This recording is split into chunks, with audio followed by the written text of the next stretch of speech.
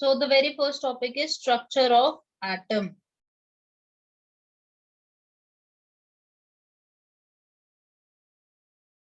Chemistry के और एक दो टॉपिक आपका शायद फिजिकल केमिकल रिएक्शंस है, फिर एक है सॉलिड स्टेट्स ऑफ मैटर है, ठीक है। तो बेसिक टॉपिक्स हैं, कुछ ज्यादा डिफिकल्ट नहीं है और हम ये कवर कर लेंगे, आपके 2-4 लेक्चर्स में ये सारे टॉपिक्स कवर हो जाएंगे। Okay, so structure of atom पे हम शुरू कर रहे हैं। एंड व्हाट इज एटम, तो यहाँ से स्टार्ट करते हैं। एटम क्या है? तो एटम क्या है? स्मॉलेस्ट पार्टिकल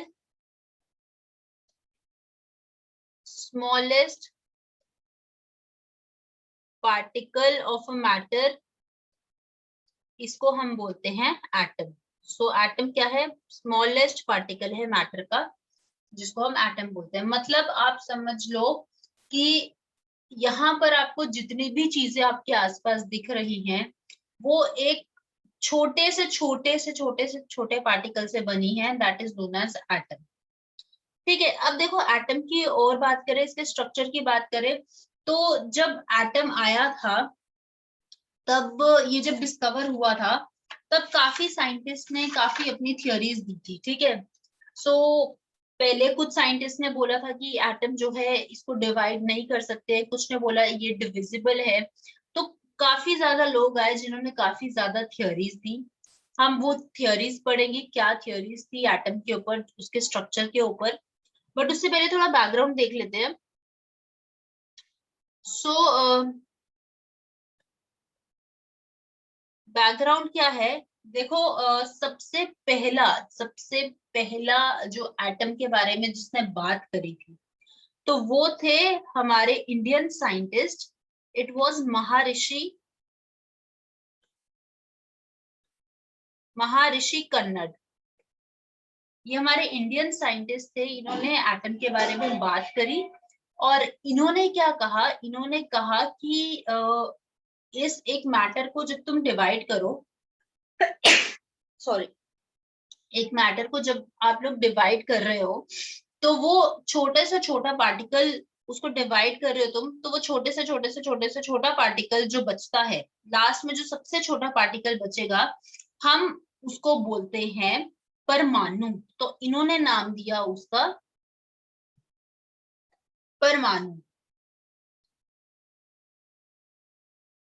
ठीक है। तो मतलब जब सबसे छोटा एक एटम बच जाएगा, जिसको तुम सबसे छोटा एक एटम बच जाएगा जिसको तुम फर्दर डिवाइड नहीं कर सकते हो, which can not be divided further, तो वो होता है, उसको उन्होंने नाम दिया परमाणु। तो ये सबसे पहले बात करी किसने? महर्षि कन्नड ने, ठीक है। ये इंडियन साइंटिस्ट थे। उसके बाद काफी ज्यादा और थ्योरीज भी आने लगी, ठीक है। और लोगों ने जो है अपनी अपनी थ्योरीज दी। तो हमारे पास कुछ फॉरेन साइंटिस्ट थे, ठीक है। डाल्टन आए थे सबसे पहले, जिन्होंने अपनी थ्योरी दी थी। सो सबसे पहले हम पढ़ेंगे डाल्टन एटॉमिक थ्योरी। ये सबने पढ़ा होगा 10th क्लास में, ठीक है। तो मैंने क्या बताया, एटम क्या है? एक हर मैटर जो है किसी ना किसी चीज से बना हुआ है, और उसमें जो सबसे छोटी से छोटी जो चीज है उसको हम बोलते हैं एटम, ठीक है। तो इन्होंने क्या कहा? इन्होंने कहा कि according to Dalton atomic theory, जो एटम है वो सबसे पहले इन्होंने बोला इनडिविजिबल है। So an atom is indivisible, मतलब इतना छोटा है, ठीक है। It cannot be divided further, ठीक है। Can not be divided further, इसको हम डिवाइड नहीं कर सकते हैं, ये इतना छोटा है, ठीक है। और इन्होंने बोला कि जितने भी मैटर है, जो मैंने अभी आपको बता रही हूं, कि all matter is made of very tiny particles, जिनको इन्होंने नाम दिया क्या? Atom. All matter is made of very tiny particles, इन्होंने क्या बोला, वो क्या है? उनको नाम दिया atom. Which is called atom. और इन्होंने दूसरा बोला इनडिविजिबल है, मतलब इनको तुम फर्दर डिवाइड नहीं कर सकते हो, ठीक है। फिर इन्होंने बोला कि जो एटम्स हैं जिनका सेम मास है, ठीक है, और सेम केमिकल प्रॉपर्टीज हैं, ठीक है, तो एक जैसे एक एलिमेंट है, फॉर एग्जांपल एक पेन है, तो इस पेन के जो भी एटम्स होंगे या जो भी एटम से ये पेन बना हुआ है, तो उन एटम्स का क्या है, सेम मास है और सेम उनका एटॉमिक नंबर है। मतलब एक गिवन एलिमेंट का सेम एटॉमिक नंबर है और सेम केमिकल उसकी प्रॉपर्टीज है, सेम उसका मास नंबर है। सो इन्होंने थर्ड ये चीज बोली। कोई भी एक एलिमेंट है उसमें इन्होंने बोला कि उसके जो एटम्स हैं वो चेंज नहीं, उनकी जो प्रॉपर्टीज हैं वो सेम ही रहती है। So that is what he said, that is atom of given element are identical in mass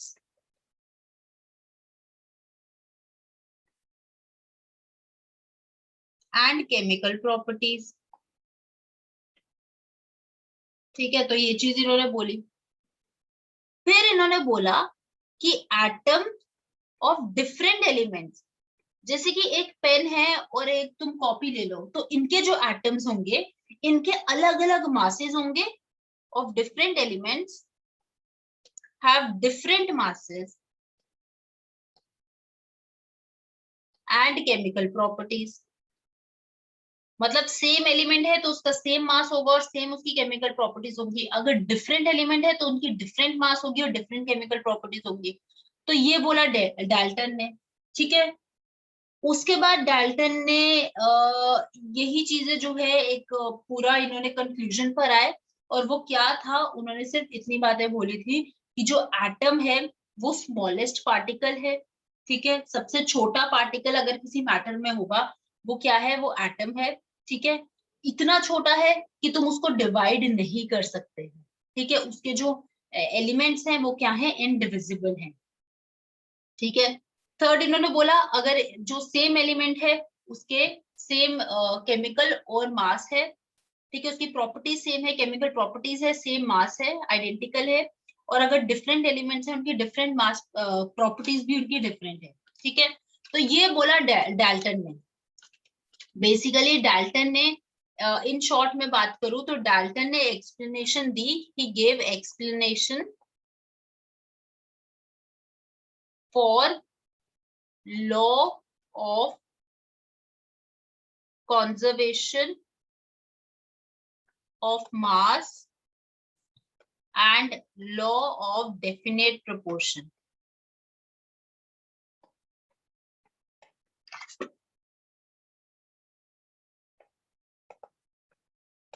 ठीक है, तो ये चीजें बोली। अब देखो हुआ क्या, डाल्टन ने तो बोल दिया कि एटम्स जो है दे आर नॉट डिविजिबल, ठीक है। और इन्होंने बोल दिया कि एटम जो है वो स्मॉलेस्ट भी है। ये दो चीजें डाल्टन ने हमारे आगे आके रख दी। लेकिन ऐसा नहीं होता, होता क्या है कि जब कोई एक साइंटिस्ट या कोई भी एक जो साइंटिस्ट होगा, ऑथर होगा, कुछ भी होते हैं, जब वो अपनी एक स्टडी लेकर आते हैं तो साथ ही साथ काफी ज्यादा और साइंटिस्ट भी आ जाते हैं, अपनी अपनी स्टडीज लाने लेकर आते हैं वो, ताकि उनको नॉट वेरी राइट की मैं बोलूंगी उनको गलत प्रूव कर सके, बट हाँ कि और उसमें फर्दर डिटेल स्टडी करते हैं और उसमें देखते हैं कि ये जो चीजें हैं कितने हद तक सही हैं, ठीक है। तो देखो हुआ क्या, अब डाल्टन ने बोला, डाल्टन ने तीन चीजें शॉर्ट में बता रही हूँ, डाल्टन ने तीन चीजें बताई मेन। एक तो एटम क्या है, फंडामेंटल पार्टिकल है, मतलब फंडामेंटल पार्टिकल मतलब कि आप इसके साथ रिएक्शन करवा सकते हो। दूसरी चीज इसने बोली कि स्मॉलेस्ट भी है, कि आप एक मैटर को डिवाइड करते चलोगे करते चलोगे करते चलोगे, जो सबसे छोटी चीज रह जाएगी वो है आपका एटम। तो ये स्मॉलेस्ट है, और सिंस स्मॉलेस्ट है मतलब आप इसको फर्दर डिवाइड नहीं कर सकते हो, इनडिविजिबल है। तो हमारे पास इन शॉर्ट ये पॉइंट्स जो है डाल्टन ने दिए। ठीक है, अब देखो हुआ क्या, उसके बाद न्यूक्लियर फिजन रिएक्शंस हुई, मतलब एक चार्ज पार्टिकल को, मतलब कहीं कहीं से कैसी कैसी रिएक्शंस हुई, तो हमारे पास जो पार्टिकल्स निकले वो बहुत ज्यादा पार्टिकल्स निकले एक एटम से। ठीक है, और वो थे आपके electrons, protons, neutrons, alpha particle, beta particles, gamma particles. तो बहुत ज्यादा जो है पार्टिकल्स निकले जब न्यूक्लियर फिजन रिएक्शंस करवाई अलग अलग साइंटिस्ट ने, वो हम आगे पढ़ेंगे। तो इन्होंने इतना तो समझ गए कि एटम जो है that is not the smallest particle first of all, क्योंकि अगर वो स्मॉलेस्ट पार्टिकल होता तो उसके अंदर से इतनी ज्यादा चीजें निकलना पॉसिबल नहीं थी। ठीक है, ऑल्सो एक और चीज यहाँ पे गलत प्रूफ हो गई, वो ये हुई कि वो इनडिविजिबल पार्टिकल है। तो एटम जो है इंडिविजिबल भी नहीं है और स्मॉलेस्ट भी नहीं है, ये दोनों चीजें जो थी गलत प्रूफ हो गई, क्योंकि जब रिएक्शंस करवाई एक तो उसके अंदर से फर्दर हमें पार्टिकल्स निकलते दिखे, जिनको हमने नाम दिया था इलेक्ट्रॉन्स, प्रोटॉन्स, न्यूट्रॉन्स। ठीक है, alpha particles, beta particles, gamma particles. तो ऐसे करते करते ये टोटल जो है आपके मैक्स टू मैक्स 34 पार्टिकल्स जो है एटम के अंदर से हमने स्टडी किया वो निकलते हैं। ठीक है, और इनको हमने नाम देते हैं सब एटॉमिक पार्टिकल्स। तो आज की डेट में 34 पार्टिकल्स हमने डिस्कवर किए हैं जो एटम्स के अंदर से फर्दर निकलते हैं, जिनको हम नाम देते हैं सब atomic particles. Alpha, beta particle, gamma, mesons होते हैं। ठीक है, एंड सो ऑन। तो ये सारे जो पार्टिकल्स एटम के अंदर से निकलते हैं आज की डेट में टोटल निकले हैं 34, और इनको हम नाम देते हैं सब एटॉमिक पार्टिकल्स। क्लियर? अब देखो हुआ क्या था, हुआ ये था, तो सबसे पहले ये जो डाल्टन की थ्योरी थी ये गलत प्रूव जरूर हुई थी, और काफी ज्यादा सब एटॉमिक पार्टिकल्स हमने डिस्कवर किए थे। तो जो मेन सब एटॉमिक्स हमने तब डिस्कवर किए थे वो थे इलेक्ट्रॉन्स, प्रोटॉन्स एंड न्यूट्रॉन्स, जब हमने ये थ्योरी गलत प्रूव करी। ठीक है, तो किए कैसे थे ये डिस्कवर, वो स्टडी कर लेते हैं। सो यहाँ पे मैं ऊपर लिखूंगी डिस्कवरी ऑफ सब एटॉमिक पार्टिकल्स।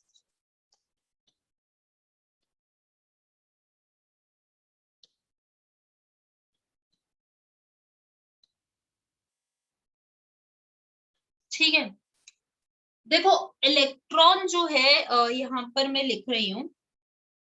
सो पहला चीज मैं लिख रही हूँ, इलेक्ट्रॉन जो है दैट वाज डिस्कवर्ड बाय, ये जो ई का साइन है ये इलेक्ट्रॉन का साइन डाला हुआ है मैंने। ठीक है, किसी को कंफ्यूजन होगी तो पहले सुन लो।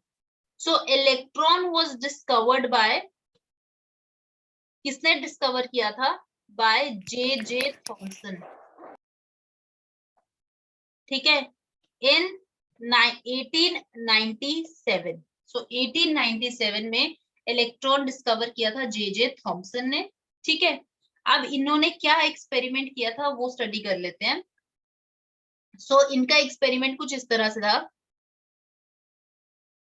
ठीक है,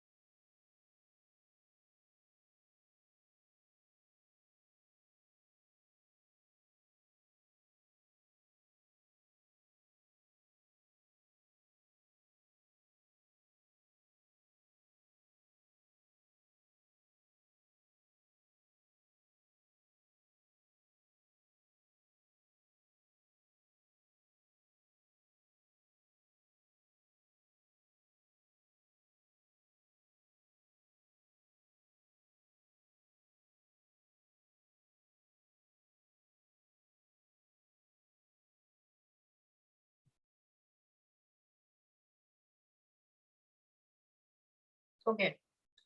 सो इनका जो एक्सपेरिमेंट था वो कुछ इस तरह से जो था इन्होंने प्लेस किया था।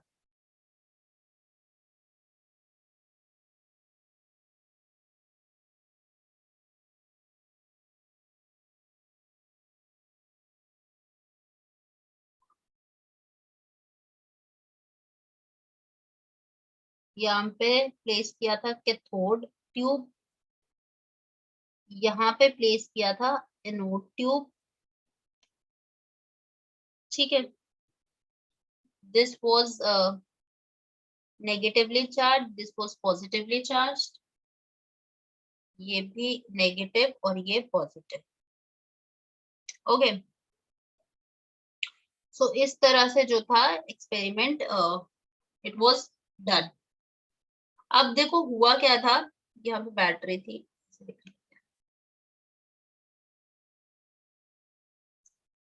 ठीक है, और ये था ग्लास,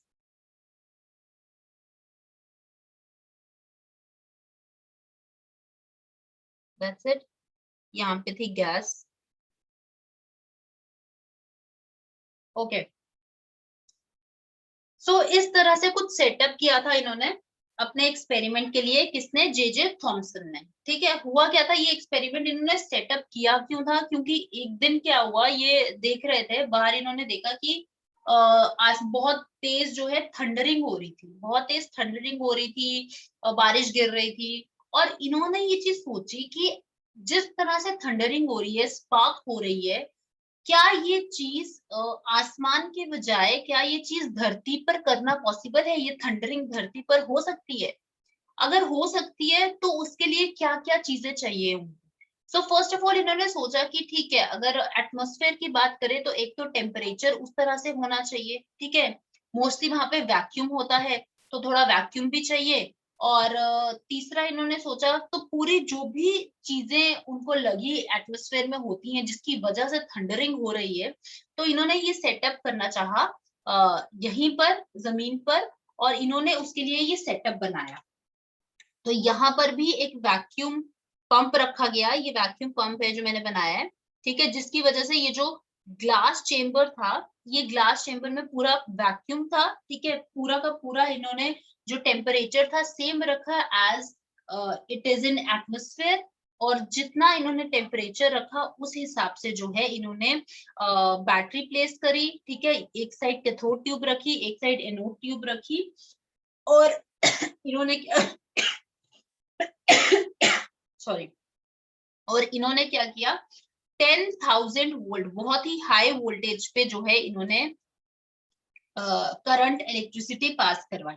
देखो जब इन्होंने इलेक्ट्रिसिटी पास करवाई, हुआ क्या, सो जब इलेक्ट्रिसिटी पास हुई, यहां से जो कैथोड रेस थी,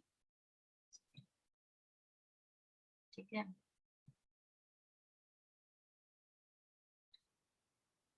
सो जब इलेक्ट्रिसिटी पास हुई,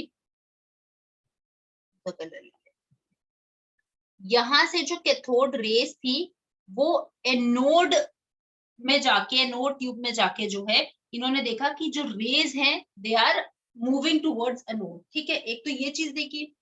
दूसरी चीज इन्होंने देखी कि स्ट्रीम जो थी नेगेटिवली चार्ज पार्टिकल्स, ये कैथोड से जाके, मैंने बताया आपको कहाँ पे डिस्चार्ज हो रही है, इलेक्ट्रॉन मतलब एनोड की तरफ डिस्चार्ज हो रही है, ठीक है। तो इन्होंने सोचा कि देखो यार, एक चीज तो है, सबसे पहली बात क्या है कि कुछ ना कुछ तो इसमें है जिसकी वजह से जो है रेस पास कर रही है। मतलब सबसे पहला इन्होंने डिस्कवर तो ये तो कर लिया कि भाई देखो, एटम जो है वो डिविजिबल, इनडिविजिबल तो नहीं है, क्योंकि अगर एटम आपने बोला सबसे छोटा है, ठीक है, तो मतलब उसके अंदर से ऐसी कोई रेज निकलनी ही नहीं चाहिए थी, उसके अंदर ऐसा कुछ होना ही नहीं चाहिए था कि कुछ रेज जो है निकले, ठीक है। तो पहली चीज ये इस पर आ गई कि एटम जो है वो इनडिविजिबल तो नहीं है, ठीक है, क्योंकि कैथोड रेज जो है एक तरह से ट्रैवल कर रही थी, नेगेटिवली चार्ज इनको रेज दिखी ट्रैवल करती हुई, और इन्होंने ये अज्यूम किया कि कुछ ना कुछ इसमें है, ठीक है। यहां से इनको लगा कि देखो, इन्होंने इन रेज को जो नाम दिया, जो कैथोड रेज निकलती आई, इनको इन्होंने नाम दिया इलेक्ट्रॉन्स। तो यहां से जो है इन्होंने इलेक्ट्रॉन्स की डिस्कवरी करी, ठीक है। और एक और चीज इन्होंने फाइनली डिस्कवर कर दी कि ये एटम जो है it is not indivisible, but कुछ ना कुछ इसमें है जिसकी वजह से जो एटम है ये डिविजिबल है, ठीक है। तो यहाँ पर एक ये चीज आई। दूसरा, अब देखो यहाँ पे ये सेटअप खत्म हो जाता है। अब हुआ क्या, एक और तरीके से और कुछ और साइंटिस्ट आए, उन्होंने क्या किया, उन्होंने बोला कि ठीक है आपने इतनी बात कर दी, चलो लेट्स मूव फर्दर। और फिर हमारे पास जो साइंटिस्ट आए थे, इन्होंने अगला जो साइंटिस्ट था वो थे थॉमसन।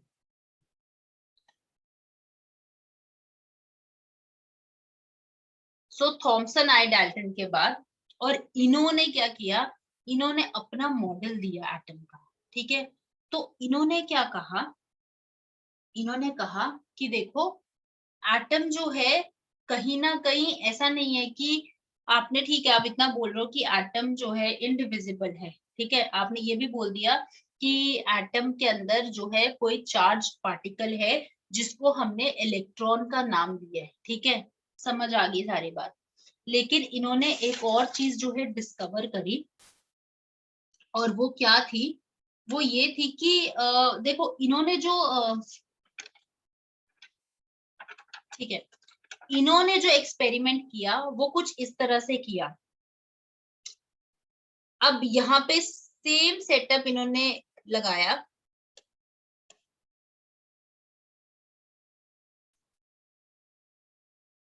एक साइड पे कैथोड, एक साइड पे एनोड, यहाँ पे बैटरी, ठीक है, यहाँ पे vacuum pump. So same setup इन्होंने लगाया, लेकिन इन्होंने एक और चीज करी कि जब कैथोड रेज जो यहाँ से निकल रही थी उसके बीच में इन्होंने रख दिया एक ओपेक ऑब्जेक्ट। सो इन्होंने बीच में रखा एक ओपेक ऑब्जेक्ट, ठीक है, ओपेक समझते हो, मतलब कोई ऐसा ऑब्जेक्ट जिसके जो है इसके फर्दर लाइट नहीं जाए, लेकिन इसकी जो शैडो है वो ऑब्वियसली पड़ती अगर कहीं पड़नी थी, ठीक है, तो एक ओपेक ऑब्जेक्ट इन्होंने बीच में रख दिया। इन्होंने लगा कि देखो यार, क्योंकि ये कर रहे थे एक्सपेरिमेंट पूरी तरह से, ठीक है, तो इनको कहीं ना कहीं लग रहा था कि अगर मैं बात कर रहा हूँ लाइटनिंग की, थंडरिंग की मैं बात कर रहा हूँ, तो अगर जैसे उसमें लाइट थी, उसमें स्पार्क था, ठीक है, थंडरिंग में लाइट थी, स्पार्क था, तो मतलब अगर मैंने सेम सेटअप यहाँ पे किया, इतना तो मेरे को पता लग गया कि कोई चार्ज पार्टिकल्स हैं, ठीक है, जैसे आसमान में मेरे को दिख रहे थे वैसे एक चार्ज पार्टिकल्स यहाँ पर भी मेरे को दिख रहे हैं। जब नेगेटिवली रेज जो है वो पास करी थी, तो एक तो ये चीज मेरे को कंफर्म होगी, लेकिन अब मुझे कंफर्म करना है कि क्या ये जो चार्ज पार्टिकल्स हैं, ठीक है, क्या इनका जो नेचर है वो लाइट लाइट नेचर है, क्योंकि लाइट का क्या होता है कि जब तुम पर लाइट पड़ती है तो तुम्हारी शैडो भी बनेगी, है ना, शैडो भी बनेगी। अगर तुम खड़े हुए हो, एक साइड पे लाइट है और वहां पे, जैसे यहाँ पे तुम खड़े हो, ठीक है, यहाँ पर लाइट है, तुम पर लाइट पड़ रही है, तो यहाँ पर इसकी शैडो बनेगी, यही चीज होगी। तो ये एक लाइट का नेचर है ना। यहाँ पर भी इन्होंने यही चीज देखनी थी कि क्या ये जो चीज है ये इसकी जो प्रॉपर्टीज है वो लाइट की तरह है। तो इन्होंने बीच में क्या रखा, एक ओपेक ऑब्जेक्ट रखा। तो जब रेज यहाँ से पास करी, ठीक है, ओपेक ऑब्जेक्ट पे फॉल करी, और यहाँ पर इन्होंने रखी थी screen, let me tell you, यहाँ पर रखी थी स्क्रीन। जब रेस पड़ी ओपेक ऑब्जेक्ट पर फॉल करी, तो इन्होंने देखा इसकी जो शैडो थी वो यहाँ पर बनी। सो शैडो यहाँ पर बनी इस ऑब्जेक्ट की। यहां से इन्होंने ये कंफर्म किया कि देखो इसका जो नेचर है वो भी लाइट की तरह ही है, ठीक है, तो मतलब कहीं ना कहीं ठीक है, समझ आ गई है कि कुछ ना कुछ तो है जिससे एटम बना हुआ है। फिर इन्होंने मैम तीसरा, मैम यस, ये जो हाइलाइटेड पिंक बताया, ये कौन सा ऑब्जेक्ट था? ऑब्जेक्ट नहीं था, ये स्क्रीन रखी थी इन्होंने जिसके ऊपर इसकी शैडो बनी, ये शैडो ओके दिखाई मैंने, ठीक है, ये ओपेक ऑब्जेक्ट ओके की शैडो बनी स्क्रीन पे। ओके। फिर हाँ, फिर इन्होंने तीसरा एक और एक्सपेरिमेंट किया अपनी जो एक स्टडी है उसको कंफर्म करने के लिए। तो इन्होंने क्या किया, सेम सेटअप लिया, सेटअप था, इसमें इन्होंने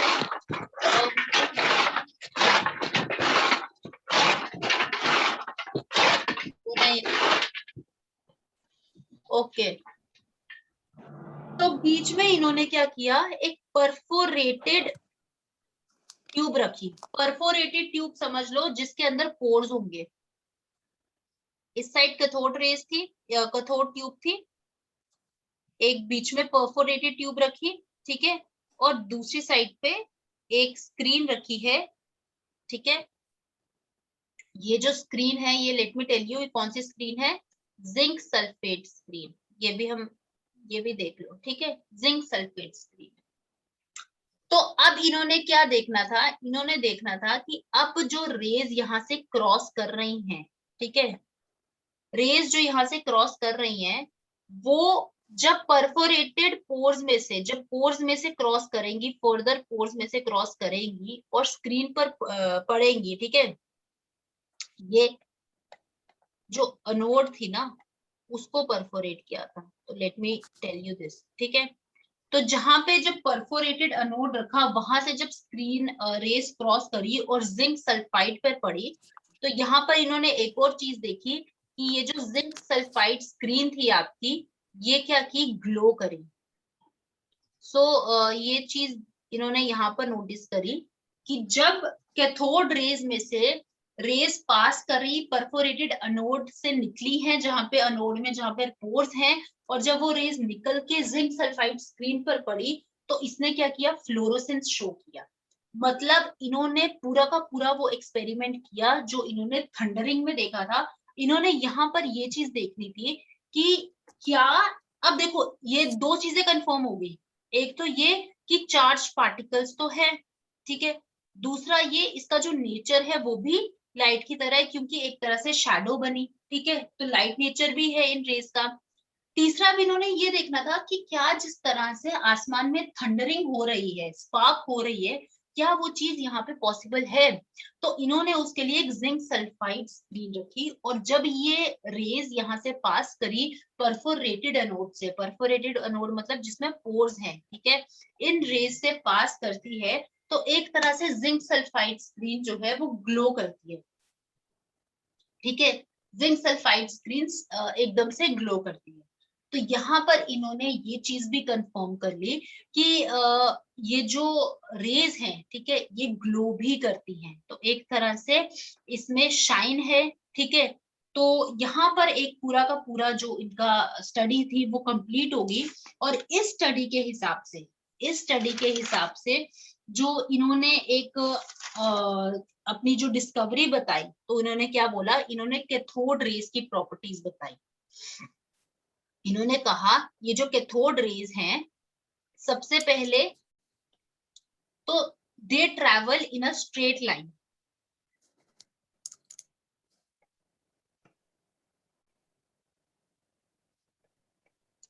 स्ट्रेट लाइन में ट्रैवल करते हैं।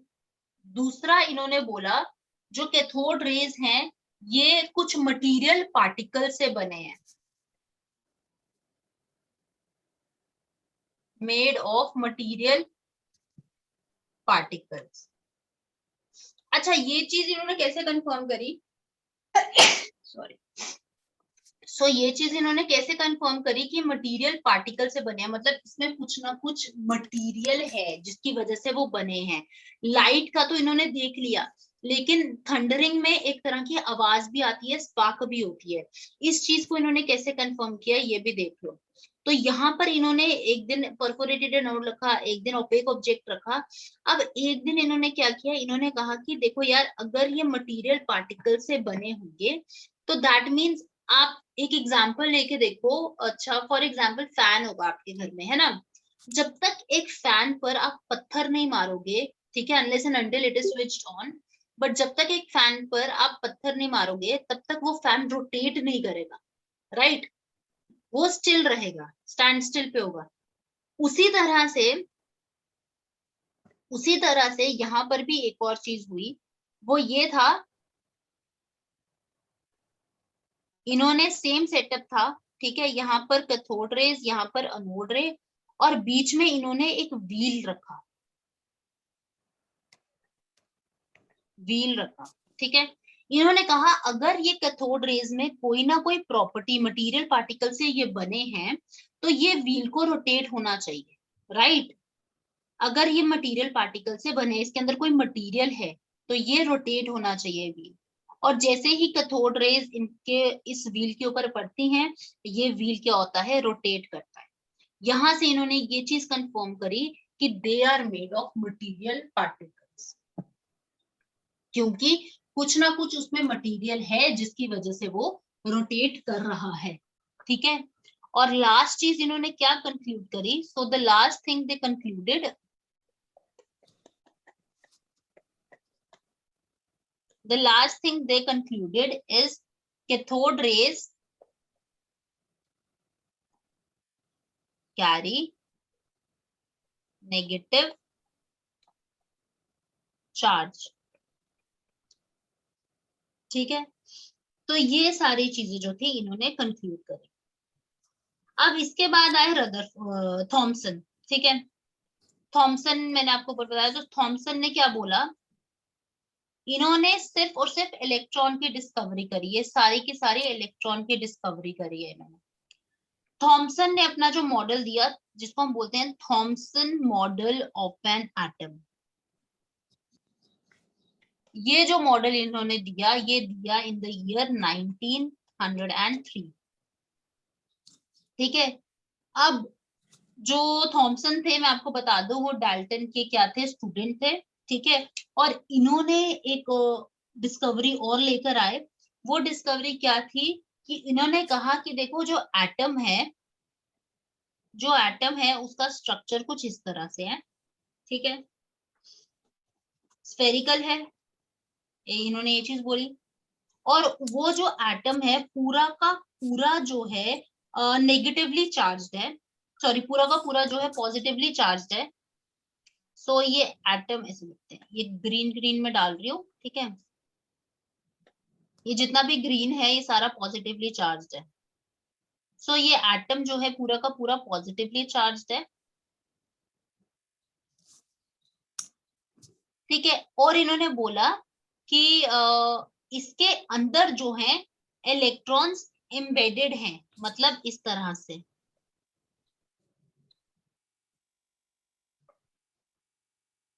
सो इस तरह से इसके अंदर इलेक्ट्रॉन्स एम्बेडेड हैं। ये ऐसा स्ट्रक्चर थॉमसन ने दिया, और इन्होंने कहा कि एटम का जो स्ट्रक्चर है बिल्कुल इस तरह से है, जिस तरह से वाटरमेलन देखा होगा ना आपने, जिस तरह से वाटरमेलन का एक स्ट्रक्चर होता है, इन्होंने एटम का स्ट्रक्चर कुछ इसी तरह से दिया कि वो जो ग्रीन पोर्शन है ये सारा पॉजिटिवली चार्ज्ड है, और उसके अंदर जो रेड कलर के जो सीड्स होते हैं, that is your electrons which are embedded in it. ठीक है, और ये तीसरा इन्होंने बोला स्फेरिकल है। तो इन्होंने जो 3 स्ट्रक्चर्स दिए थे वो ये थे, स्फेरिकल, पॉजिटिवली या पॉजिटिव चार्ज स्प्रेड आउट,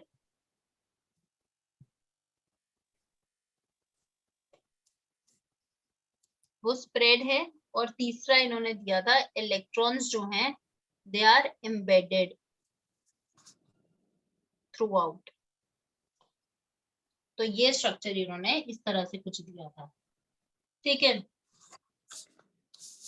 और इन्होंने एक और बात जो थी कही थी कि जितना जो चार्ज है, पॉजिटिव चार्ज है एटम का, वो इक्वल है जितना नेगेटिव चार्ज है। ठीक है, तो इन्होंने कुछ प्लम पुडिंग जैसा इन्होंने स्ट्रक्चर दिया था, ये दिया था थॉमसन ने। इसके बाद हमारे पास आती है रदरफोर्ड। रदरफोर्ड का क्या कहना है, एक साइंटिस्ट आते हैं रदरफोर्ड, इन्होंने एक्सपेरिमेंट किया जिसको हम बोलते हैं रदरफोर्ड्स गोल्ड फॉयल एक्सपेरिमेंट। ठीक है, ये बहुत इंपॉर्टेंट आपका हो जाता है, और 1908 में इनको नोबेल प्राइज भी मिला था। सो 1908 में नोबेल प्राइज भी मिला है इनको अपने इस एक्सपेरिमेंट के लिए। अब देखो इसमें क्या था, इस एक्सपेरिमेंट में रदरफोर्ड ने कुछ इस तरह से जो है